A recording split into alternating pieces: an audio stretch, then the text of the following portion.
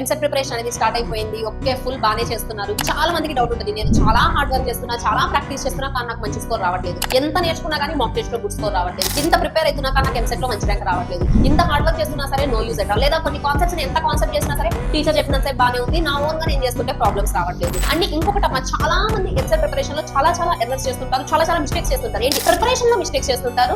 ఆ మిస్టేక్స్ వల్ల ర్యాంకులు తారుమారు అయిపోయే సిచువేషన్స్ చాలా ఉంది. మీకు ఇప్పుడు ఉన్న టైం ఏదైతే ఉందో ఈ టైం చాలా ఇంపార్టెంట్. మీరు ఇప్పుడు ఈ టైం ని ఎలా యూటిలైజ్ చేసుకున్నారు, ఎలా ప్రిపేర్ చేసుకున్నారు అనేది మీ ర్యాంక్ ని డిసైడ్ చేస్తారు. సో ఇప్పుడు నేను ఈ సెషన్ లో ఒక టాప్ 5 మిస్టేక్స్ చెప్పబోతున్నాను. మీరు ఈ ఎంసెట్ ప్రిపరేషన్ లో చేసే మిస్టేక్స్ ఏంటి అండ్ ఈ మిస్టేక్స్ ని ఎలా ఓవర్కమ్ చేస్తే మీకు మంచి ర్యాంక్ వస్తుంది అనేది ఈ వీడియోలో మీకు చెప్పబోతున్నా. Okay, so first what are those top 5 mistakes అంటే ఇవి మీకు.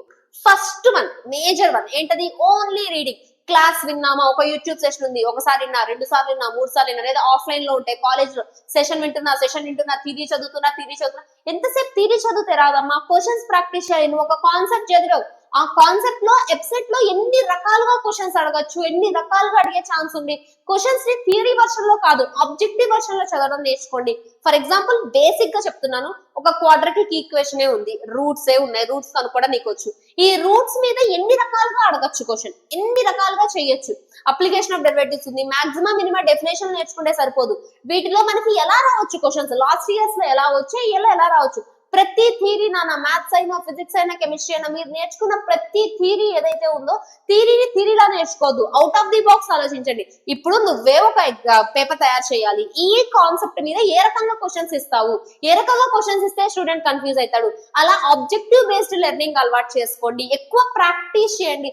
EAMCET is all about practice. నువ్వు టెక్స్ట్ బుక్స్, మాడ్యూల్స్ 4-5 సార్లు చదివి యూజ్ లేదమ్మా, ప్రాక్టీస్ చేయాలి. ఎంత ప్రాక్టీస్ చేస్తే అంత మంచిది. ఏం ప్రాక్టీస్ చేయాలి అంటే no worries at all, you can go for PYQs ignore చేయడం అనేది one of the blunder mistake EAMCET preparation లో. మ్యామ్ పీవైక్యూస్ ఒక్కటే ఎనఫ్ అంటే ఎస్ నానా, బట్ మీరందరూ పీవైక్యూస్ రాంగ్ వేలో ప్రిపేర్ అవుతుంటారా? ఎలా ఉంటారంటే, సరే ఈ రోజు ఓపెన్ చేసా chapter 1 first matrices and determinants, PYQs open చేసా, పీవైక్యూస్ చేస్తున్నాను, ఆన్సర్ రావట్లేదు, ఆన్సర్ చేస్తున్నాను. లేదా ఇంకొంతమంది ఏం చేస్తారంటే బై హార్ట్ చేయడం మొదలు పెడతారు పీవైక్యూస్. ఓకే, ఇది వచ్చింది ఆన్సర్, ఇది వచ్చింది ఆన్సర్, ఇది బై హార్ట్ చేయొద్దమ్మా. ఇచ్చిన పీవైక్యూ రిపీట్ చేయాలని రూల్ లేదు. అందరూ పీవైక్యూస్ ప్రాక్టీస్ చేయమనేది ఎందుకు అంటే one of the major purpose, నీకు అర్థమవుతుంది ఆ కాన్సెప్ట్ మీద ఎలాంటి క్వశ్చన్స్ ఇస్తున్నారు. నాన్న ఒక చాప్టర్ నుంచి 100 పీవైక్యూస్ ప్రాక్టీస్ చేయండి, మ్యాథ్స్ అయినా, ఫిజిక్స్ అయినా, కెమిస్ట్రీ అయినా, నీకు నెక్స్ట్ 2026 లో పేపర్ ఎలా వస్తుంది అన్న ఐడియా వచ్చేస్తుంది. అందుకని ప్రాక్టీస్ చేయమని, అంతే తప్ప ప్రింట్ టు ప్రింట్ క్వశ్చన్ వచ్చేసిద్ది అని కాదు. మేబీ కెమిస్ట్రీలో కొన్ని డెఫినేషన్స్, ఫిజిక్స్ లో కొన్ని డెఫినేషన్స్ రావచ్చు, మ్యాథ్స్ లో కూడా కొన్ని ప్రాబ్లమ్స్ రిపీట్ అవ్వచ్చు, కానీ బై హార్టిజం అయితే చేయొద్దు పీవైక్యూస్ ని. First thing. ఇంకోటి, ప్రాక్టీస్ చేసేది కూడా స్టెప్ 1 ప్రిపరేషన్ ఎలా ఉండాలంటే, సరే బాగా టఫ్ ఏదన్నా నీకు ఆ చాప్టర్ ఎంతైనా అర్థం కావట్లేదు, క్వశ్చన్ ట్రై చేయండి. ట్రై రాలేదు అంటే జస్ట్ ఫర్ ఐడియా సొల్యూషన్ చూడండి అమ్మా, చూసి ఇమీడియట్ గా సొల్యూషన్ క్లోజ్ చేసి నువ్వే సాల్వ్ చేయండి. కానీ ఇది హ్యాబిచువేట్ అవ్వకూడదు. ఇప్పుడు నేను చెప్పింది అది స్టార్టింగ్ లోనే ఉండాలి. Second time whenever you are doing revision, ఇంకా నువ్వు సొల్యూషన్ ఇవ్వద్దు, పీవైక్యూస్ నీ చేతుల్లో ఉన్నాయి, నీవు ఆన్సర్ పెట్టాలి. And also practising same PYQs. ఇక్కడ నేను 2025 చెప్పా, మీరు 2025 అవే ప్రాక్టీస్. 2024 చెప్పా, 2024 ప్రాక్టీస్ కాదు. క్లాస్ లో ఎక్కడైనా ఆన్లైన్ అయినా, ఆఫ్లైన్ అయినా లాస్ట్ 2-3 ఇయర్స్ కవర్ చేసేస్తారమ్మా. దాని ముందువి మీరు చేయండి, 2022, 2021, 2020, 2019, 2018 ఇవి మీరు ప్రాక్టీస్ చేయండి. And last 5 years of PYQs, AP అయినా ఏపీ తెలంగాణ, తెలంగాణ అయినా ఏపీ తెలంగాణ, ప్రాక్టీస్ చేయండి. ఖచ్చితంగా మీ స్కోర్ ఇంప్రూవ్ అవుతుంది. ఆల్సో ప్రాక్టీస్ చేసేటప్పుడు ఎప్పుడైనా సరే నా బెస్ట్ సజెషన్ ఏంటంటే టైమర్ పెట్టుకోండి అమ్మా. ఎందుకంటే మనకి ఎప్సెట్ ఆన్లైన్ మాక్ టెస్ట్లు ఎక్కువ అవైలబుల్ ఉండవు కాబట్టి టైమర్ పెట్టుకోండి. 30 మినిట్స్ టైమర్ ఆన్, లేదా 7 o'clock కి మొదలు పెట్టారు, 7 to 7:30. ఫస్ట్ డే 1 టార్గెట్ ఎలా ఉండాలి అంటే, ఓకే 30 మినిట్స్ నేను ఒక 10 క్వశ్చన్స్ చేయగలిగితే చాలు. నెక్స్ట్ డే 2 30 మినిట్స్ ఒక 15 క్వశ్చన్స్ చేయాలి. డే 3 30 మినిట్స్ ఒక 20 క్వశ్చన్స్ చేయాలి. డే 4 30 మినిట్స్ ఒక 30 క్వశ్చన్స్ చేయగలగాలి. ఇలా ఇంప్రూవ్ అవ్వాలి. ఒక్క క్వశ్చన్ కి 1 మినిట్ అమ్మా అంతే. ఇక ఏదో మీకు బాగా వచ్చిన చాప్టర్ కొంచెం లెంతీ అంటే 1.5 అంతే తప్ప మోర్ దాన్ 1 minute 30 seconds ఒక్క క్వశ్చన్ కి కూడా నువ్వు ఇవ్వకూడదు. నీకు ఎగ్జామ్ లో లెంతీ అనిపించింది, leave that, go for next question. ఎందుకంటే మొత్తం నీకు 160కి 160 నువ్వు చేసే పెట్టే ఉండవమ్మా, ర్యాండమ్ గా పెట్టే ఉంటాయి, ఈజీగా చేసి పెట్టే ఉంటాయి, కరెక్ట్ ఆన్సర్స్ వచ్చేవి. కరెక్ట్ గా హాఫ్ క్వశ్చన్స్ ఉంటాయి. అవి ఆ హాఫ్ క్వశ్చన్స్ ని టార్గెట్ అవ్వాలి. ఆ హాఫ్ క్వశ్చన్స్ నాకు ఎలా తెలుస్తాయి మ్యామ్ అంటే విత్ ప్రాక్టీస్ తో ఖచ్చితంగా నీకు అర్థమైపోతుంది. క్వశ్చన్ చూడగానే స్పెషల్ గా మ్యాథ్స్ లో చెప్తున్నా, ఇది లెంతీగా వస్తుందా, ఏమన్నా ట్రిక్ అప్లై చేస్తే వస్తుందా, ఆప్షన్ వెరిఫికేషన్ చేస్తే వస్తుందా ఆన్సర్ అనేది క్వశ్చన్ చూడగానే ఐడియా వస్తుంది ప్రాక్టీస్ చేస్తే. PYQs practice is very very very very important. ఎన్ని PYQs ప్రాక్టీస్ చేయాలంటే from each chapter try at least 100 questions. 100 అయితే పక్కా, అంతకన్నా ఎక్కువ ప్రాక్టీస్ చేయగలిగితే వెల్ అండ్ గుడ్, ఖచ్చితంగా చేయండి. Next, no proper time table. ఇది one of the big mistake నాన్న మీరు చేస్తుంది. ఎప్పుడు పడితే అది, ఏది పడితే అది చదవడం కాదు. ఒక టైం ఫిక్స్ అవ్వండి. ఈ టైంలో నేను ఈ క్లాస్ చూడాలి, ఈ టైంలో నేను ఈ PYQs ప్రాక్టీస్ చేయాలి, ఈ టైంలో నేను ఈ సబ్జెక్ట్ చదవాలి అనేసి మీకు గనక you can do prepare your own time table. లేకుంటే నేను మీకు ఆల్రెడీ ఒక టైం టేబుల్ వీడియో అనేది ప్రొవైడ్ చేశాను నాన్న, హోమ్ ప్రిపరేషన్ చేసుకునే వాళ్ళకి. Happily you can follow that time table. లేదు నీకు ఒక ఓన్ టైం టేబుల్ ఉందంటే ఫాలో దట్. బట్ ఎప్పుడైనా గుర్తుపెట్టుకోండి, నువ్వు ఒక టైం టేబుల్ వేసావంటే అది రియలిస్టిక్ గా ఉండాలి, నువ్వు చేసేటట్టు ఉండాలి. నేను 4 గంటలు మ్యాథ్స్ చేస్తాను టైం టేబుల్ వేయద్దు. 4 గంటలు మ్యాథ్స్ చేయడం ఇంపాసిబుల్. 2 అవర్స్ చేస్తారు, లేదా 2.5 3 చేస్తారు అంతే. రియలిస్టిక్ చేసుకోండి అమ్మా టైం టేబుల్. ఏదో దుమ్ము దులిపేద్దాం అన్నట్టు అయ్యద్దు. నువ్వు ఫాలో అవ్వగలిగే realistic time table and also stick to the time table. నువ్వు ఒక టైం టేబుల్ వేసావు, ఎన్నింటికి లేవాలి అనుకున్నావు 100% ఆ టైంకి లేవండి.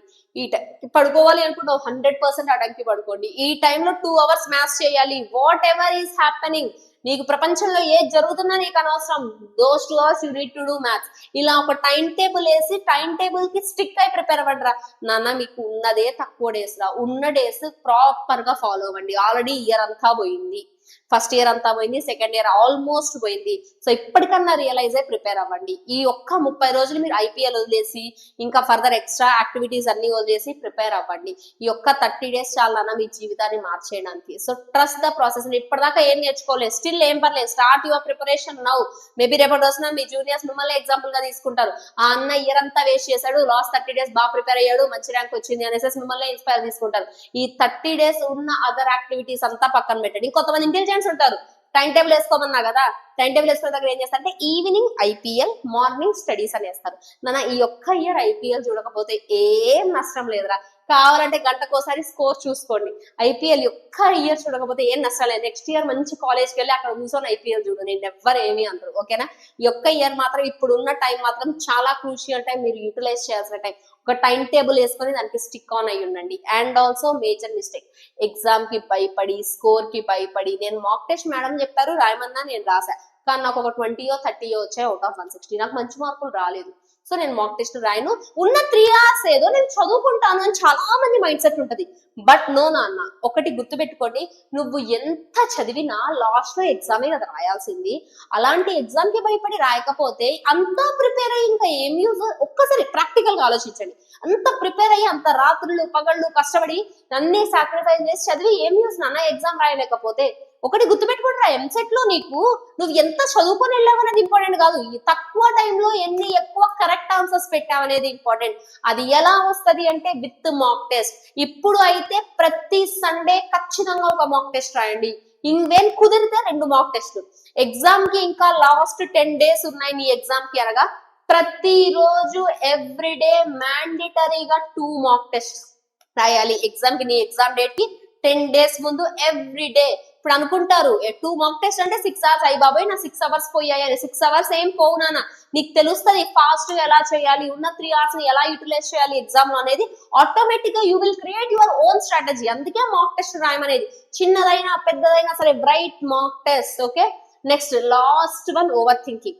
మా ఇంట్లో వాళ్ళు ఏమనుకుంటారో, మా చుట్టాలు ఏమనుకుంటారో, ఫ్రెండ్స్ ఏమనుకుంటారో, కాలేజ్లో ఏమనుకుంటారో, మంచి ర్యాంక్ రాకపోతే ఏమవుతుందో, మ్యామ్ నేను ఇంత కష్టపడుతున్నా నాకు ర్యాంక్ వస్తుందా లేదా, ఈ ఓవర్ థింకింగ్ అంతా పక్కన పెట్టేసేయండి. కష్టపడండి, ప్రిపేర్ అవ్వండి. కష్టపడి బాగుపడకుండా ఉన్న వాళ్ళు ఎవరు లేరమ్మా, పక్కా బాగుపడతారు. అంతే తప్ప ఈ చాప్టర్, ఈ ట్రిక్స్, ఈ చాప్టర్, ఈ చీట్ కోర్స్ ఏనా వచ్చేసింది నా ప్రిపరేషన్ అనేసి కూర్చోవద్దు. ఎక్కువ హార్డ్ వర్క్ చేయండి. ఎవ్రీ డే మ్యాథ్స్ ఒక 50 to 100 PYQs ప్రాక్టీస్ చేయడం. స్టార్టింగ్ ఒక 50, బట్ నువ్వు ప్రాక్టీస్ చేసే కొద్ది ఒక 1 week తర్వాత 100 PYQs. సేమ్ ఫిజిక్స్ అంతే, ఒక 50 PYQs, కెమిస్ట్రీ ఒక 50 PYQs. ఎవ్రీ డే ఇలా ఒక 200 PYQs ప్రాక్టీస్ చేయడానికి ట్రై చేయండి అమ్మా. ఖచ్చితంగా మంచి ర్యాంక్ వస్తుంది. Sure short U can improve your self. ఓకేనా? ఓవర్ థింకింగ్ వద్దు, ఏమొద్దు. ఇప్పుడు ఎక్కువ ఆలోచించి ఉపయోగం లేదురా. కావాలంటే మీకు ఎగ్జామ్ అయిపోయిన తర్వాత ఎగ్జామ్ కి రిజల్ట్ మధ్యలో టైం ఉంటుంది, ఆ టైంలో ఓవర్ థింకింగ్ చేసుకోండి. ఆ టైంలో rank versus marks, marks versus rank versus college, అవి ఆ టైంలో చూసుకోండి. ఇప్పుడు వద్దమ్మా. ఇప్పుడు నువ్వు ఎంత ఎఫర్ట్ ఇవ్వగలిగితే అంత ఎఫర్ట్ ఇవ్వండి, ఎంత ప్రిపేర్ అవ్వగలిగితే అంత ప్రిపేర్ అవ్వండి. ఎంసెట్ కి పెద్ద పెద్ద స్ట్రాటజీస్ అక్కర్లేదురా. నువ్వు ఎంత ఎక్కువ హార్డ్ వర్క్ చేసి ఎన్ని ఎక్కువ క్వశ్చన్స్ ఎంత తక్కువ టైంలో.